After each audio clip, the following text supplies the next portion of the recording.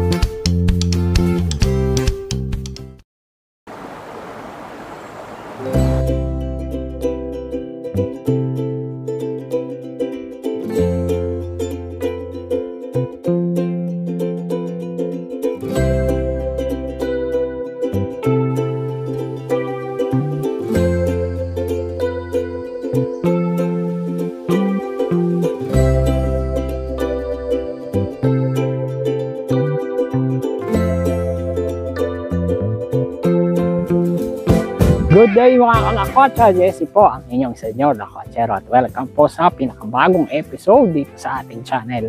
And for this episode mga kalakwatsa, isang napakagandang campsite ng ating papasyalan. Kaya samahan nyo kami dahil nandito tayo ngayon sa Mount Elise Campground, located po dito sa DRT, Doña Remedios Trinidad, dito sa lalawigan ng Bulacan, ang aking pong home province.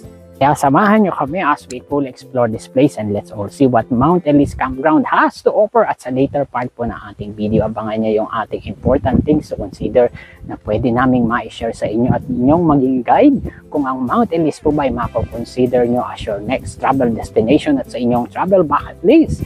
Kung magustuhan nyo po ang aming video for today mga kalakwatsa, iniimbitahan po namin kayo to please consider to subscribe to our channel. Hit the subscribe button, isama nyo na po ang notification bell para lagi kayong updated sa aming next and upcoming video at madala namin kayo sa magagandang destination, magagandang campsite, campground, kagaya po nitong Mount Elise Campground dito sa DRT Bulacan. Uy, siya nga pala mga kalakwatsa, for regular updates, iniimbitahan po namin kayo to follow us sa aming other social media accounts, kagaya po sa Facebook, Instagram, at sa TikTok. Kita-kits! Ano pa pong hinihintay natin? Tara, let's explore Mount Elise Campground here in DRT Bulacan. Tara, lakwatsa na tayo. Let's go!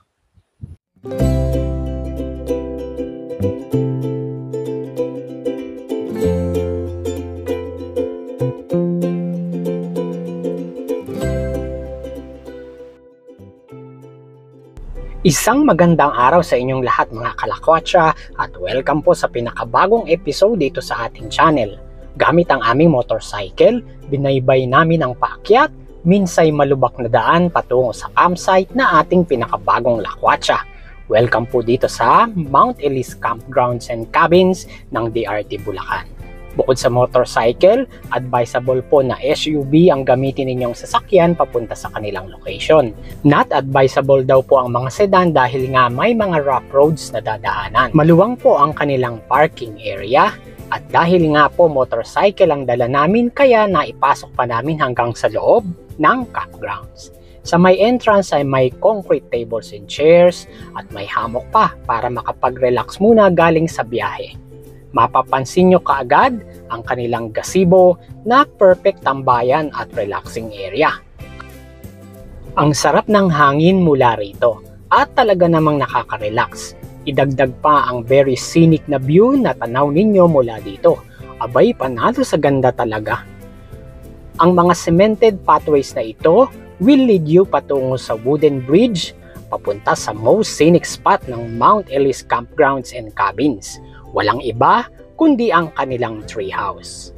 Tingnan nyo naman kung gaano kaganda ang view mula dito. Mapapawaw talaga kayo at matutulala sa ganda. Ay mga kalakwatsa, at our background ay ang treehouse dito sa Mount Ellis Campground, ang ating inavail na accommodation for today. Kaya tara, samahan nyo ako, hindi kompleto ang ating vlog kung wala tayong room tour. Tara, pakita namin sa inyo ang loob niya. Let's go! Sa may entrance ng treehouse mga kalakwatsa ay mayroong tambayan area kung saan pwede ninyong pagmasdan ang ganda ng kalikasan na nakapaligid sa treehouse na ito. Parang ayaw ko na ngang umalis mula sa lugar na ito dahil sa ganda ng kapaligiran na tanaw mula dito. O siya, pasok na po tayo. Mayroong wooden tables and chairs provided ang treehouse na ito. Bunk bed style ang mga kama nila dito. Sa ibaba ay may single bed na magagamit. Malinis at mabango ang pillow at bed sheets at sa gawing itaas naman ay may double bed na allotted sa kanilang mga guests. Ang treehouse mga kalakwatsa can accommodate maximum of 3 guests para comfortable ang inyong staycation experience. May electric fan provided at dahil tagusan ng hangin sa loob ng treehouse dahil sa malalaki nilang windows ay presko ang loob nito.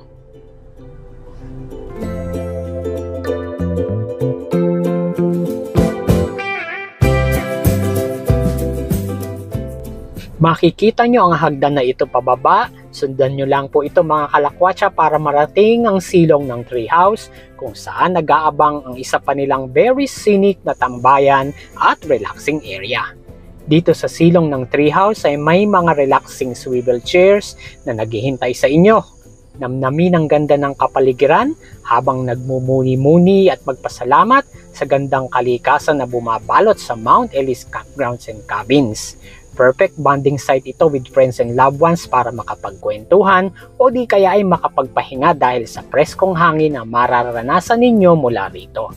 Sa tabi po niya ay located naman ang toilet and bathroom area allotted para sa treehouse. May separate rooms po para sa toilet and shower area. Aba, at kahit campsite ito ay may shower at bidet provided sa fully tiled bathroom and toilet area nila dito, kaya naman na-impress kami. Sa kabilang side naman po located ang powder area na may dalawang lavatory at malaking mirror para makapag-freshen up kayo at sa gawing kaliwa naman po ay may dalawang urinals para sa male guest nila syempre. Ilang lakad at kembot lang po mula sa treehouse ay mararating nyo naman ang kanilang common kitchen area. Magdala ng mga babaunin ninyong pagkain dahil pwede kayong mag-ihaw sa kanilang griller. May electric kettle at drinking water provided at syempre kumpleto na din sa mga plates and other kitchen utensils. Meron syempre gas stove para makapagluto at kahit pots and pans ay present din. Sponges and dishwashing liquid ay provided din para mahugasan ninyo ang mga gamit na kitchen items dahil clean as you go ang policy nila sa common kitchen para mapanatiling malinis at maayos ito. Aside sa treehouse mga kalakwatsa, heto pa ang kanilang mga cabin units. 2 rooms po ito adjacent to each other. Each cabin can accommodate 3 persons. Bunk beds layout din po ang mga kama na provided dito. Note mga kalakwatsa na may sarili din po itong kitchen as well as toilet and bathroom area, kaya naman for sure ay comfortable din ang inyong magiging staycation experience dito. Dito naman po sa gawing ibaba ng campgrounds, located ang 2 unit ng kanilang clip cabins. Just like sa treehouse, nakaharap din po ito sa magandang view ng Mount Ellis Campgrounds. Glass panel ang harapan ng clip cabins kaya naman kahit sa loob ay tanaw ninyo ang very scenic view ng mga kabundukan na sakop ng DRT.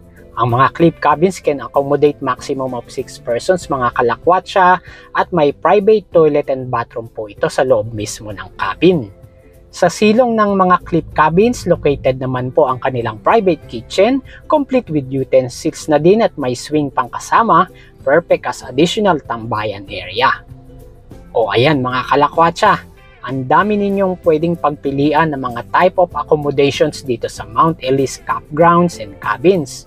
One thing is for sure, sa ganda ng locations, ay tiyak na mag-i-enjoy kayo sa inyong staycation experience dito sa Mount Ellis Campgrounds and Cabins, located po dito sa Doña Remedios Trinidad sa lalawigan ng Bulacan.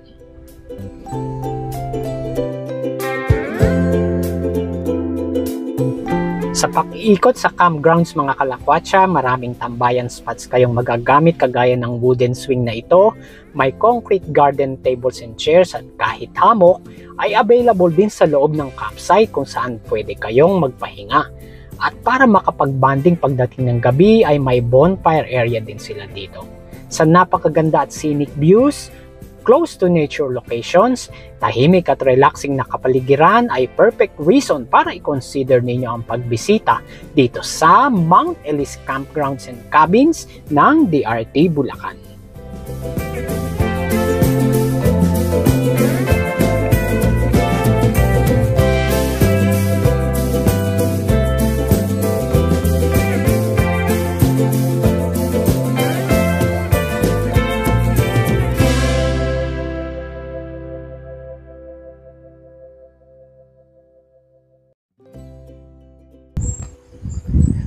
Okay mga kalakwatsa, time check dito sa Mount Ellis Campground dito sa DRT Bulacan. It's almost 6 p.m.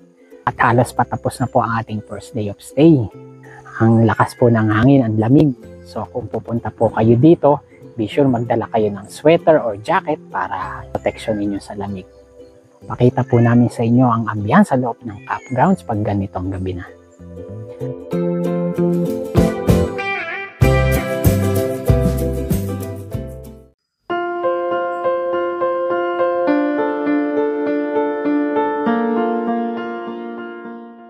Guys, mag-iinit tayo ng kape. Ang masarap pagka malamig ang simoy ng hangin.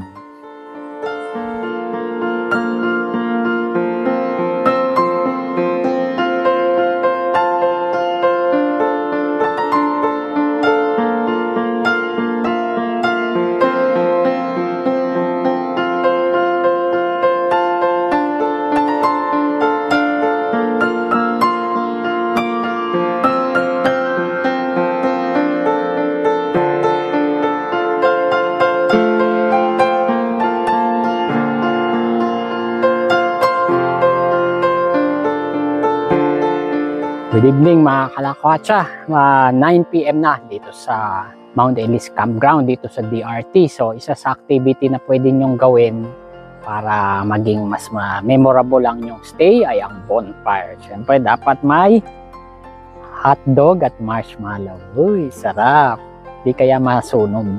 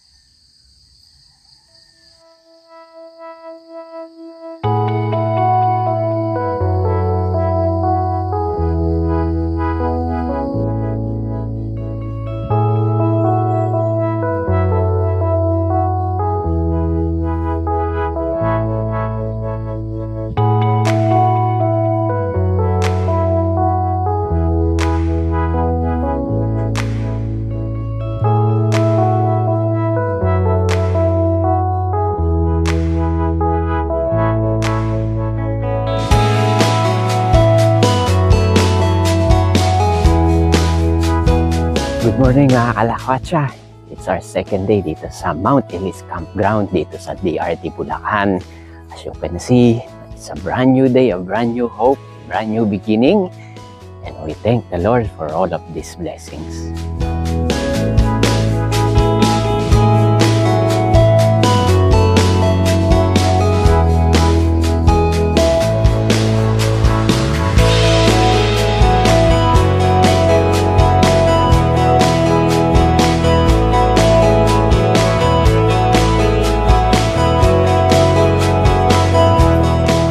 Mga kalakwatsa, kalakwatsa, ready na ang ating breakfast dito sa Mount Elise Campground. O, meron tayo dyang egg, may meatloaf, may hotdog, at saka may gulay. Siyempre, hindi mawawala ang mainit na kape. Kain na tayo, let's go!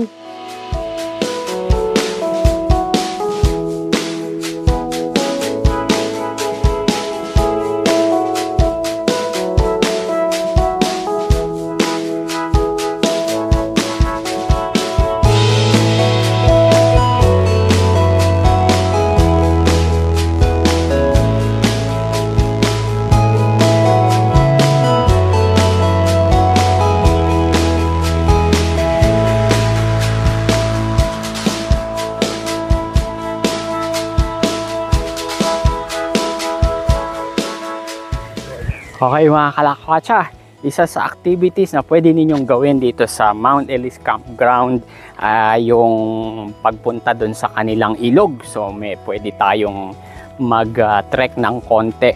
Sabi ni Kuya Adi, 30 minutes walk daw papunta dun sa ilog. Tara, puntahan natin. Let's go!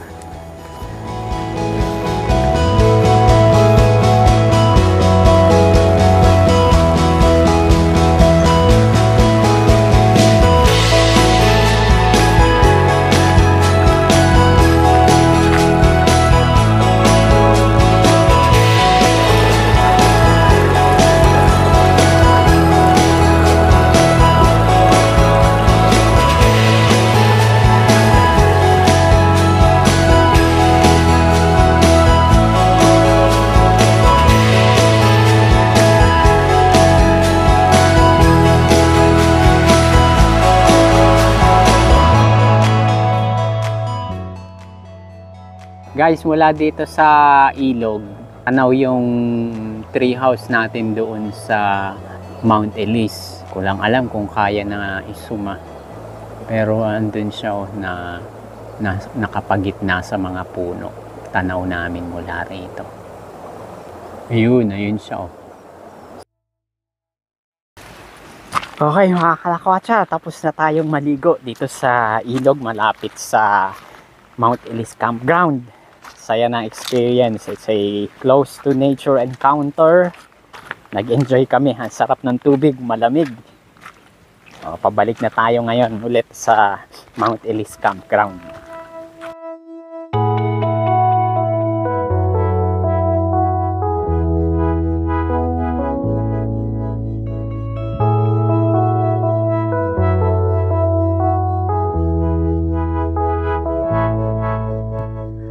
Okay mga kalakwatsa, as we wrap up our stay dito sa Mount Elise Campground dito po sa Doña Remedios Trinidad sa Bulacan, here are some important things to consider.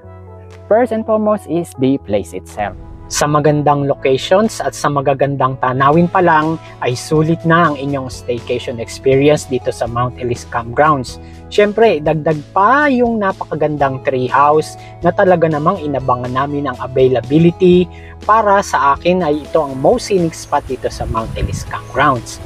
At dahil nga ang campground ay located sa off-grid locations, so manage po yung inyong expectations sa mobile at internet signal.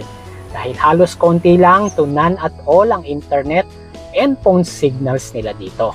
Solar powered ang mga ilaw nila dito at may limited supply ng power, kaya kung pupunta po kayo ay magbaon ng power bank just in case na need nyo mag-charge ng mga electronic gadgets during your stay. Dahil located sa mountainous area, so expect ang mga insects like lamok at mga gamo-gamo. So kung may issue po kayo sa mga insect, magdala ng insect repellents during your stay. Upang booking mga kalakwatsa, advisable po na SUV at motorcycles daw ang dalhin ninyong type of vehicles dahil may possibilities po na sumayad pagdaan ninyo sa mga rough roads areas kung sedan ang dala ninyo. Bibigyan naman po kayo ng guide para sa tamang direction ng Mount Elise team going sa campsite upon confirmed booking. Kung nagustuhan nyo po ang aming video presentation for today, kami po ay nagpapasalamat sa inyong pagtutok at panonood. At iniimbitahan po namin kayo to please consider to like this video, hit the like button, Make a comment below for your questions and suggestions. Ia-attach ko po syempre ang official Facebook page ng Mount Elise Campground para po sa inyong booking at further inquiries. Share this video po sa inyong friends and loved ones para makita nila kung gaano kaganda ang Mount Elise Campground. And most importantly, kung hindi pa po kayo subscriber sa aming channel, nandyan po palagi ang aming invitation. Libre lang po mag-subscribe. Please subscribe to our channel, hit the subscribe button, kasama na po ang notification bell para lagi namin kayong nadadala sa magagandang destination, magagandang campsite, kagaya po nitong Mount Elise Campground dito sa BRT Bulacan. Okay mga kalakatsa, nagpapasalamat kami sa Mount Elise Campground team represented here by Kuya Adi sa pagtanggap at pag-aalaga dito sa amin habang narito kami sa campground. Maraming salamat po mga kalakatsa sa inyong panonood at sa inyong pagtutok. Till our next episode, and bye for now. God bless you all.